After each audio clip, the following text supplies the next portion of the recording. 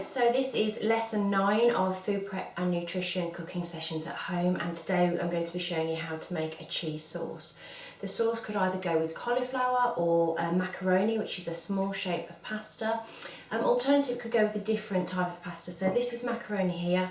It's, like I said, small shapes, little tubes, so the cheese goes inside. But if you haven't got that, you could use any other type of pasta. So I've got some whole wheat pasta here, really good for your dietary fibre, okay?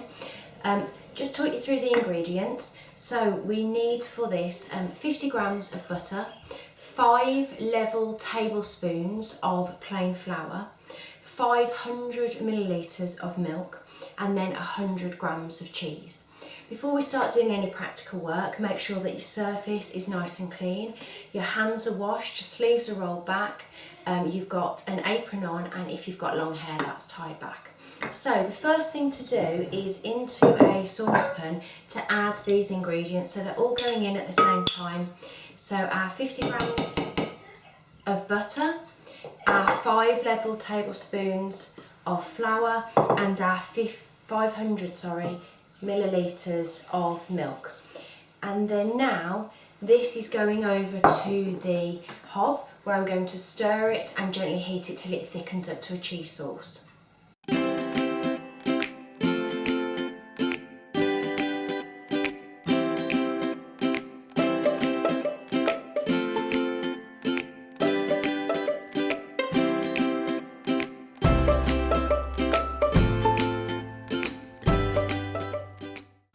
Okay, so I've moved my saucepan over to my heat and I've got a wooden spoon. I've also got my 100 grams of cheese here ready, waiting to go in. That doesn't go in until the sauce has actually started to thicken. Just a few reminders, the hob is going to be really hot. Make sure that you're holding the handle, a wooden spoon so it doesn't conduct the heat, and always ask someone to help watch over you do this.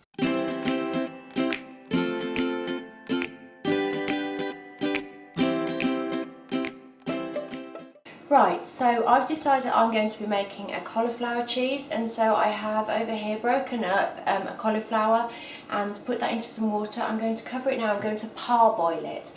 So parboiling means that the vegetable isn't boiled all the way through, because it will continue to cook in the oven after I've covered it in the cheese sauce. I've got my my milk, my flour and my butter here ready to start melting together. Now I've got a choice. I can either use a wooden spoon or I can use a balloon whisk. Some people prefer the balloon whisk because they can find that they can actually mix the ingredients around, and I might actually swap to using that as the sauce gets thicker.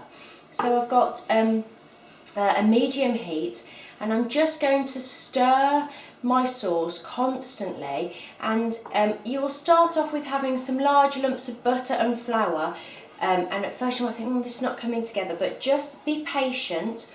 Don't turn the heat up too high.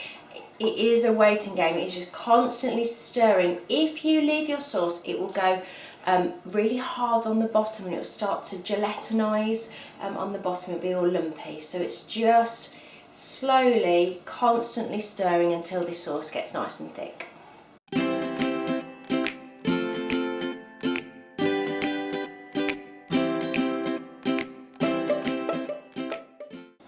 Okay, so I've been stirring my sauce now for about 5 minutes. It has taken that amount of time.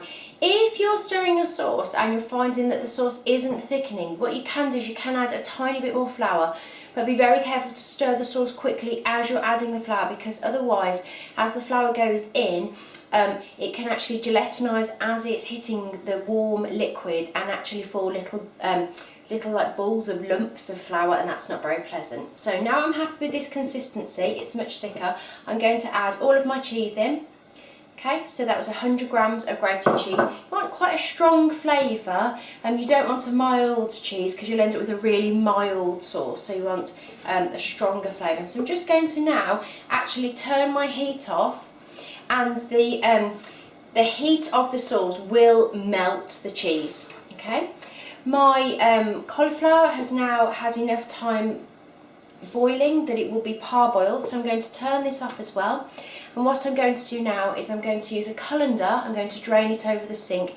It will be hot, it will be dangerous, so please ask somebody to help you do this. And then I'm going to transfer my cauliflower into an oven-proof dish, and I'll show you how we mix the sauce in.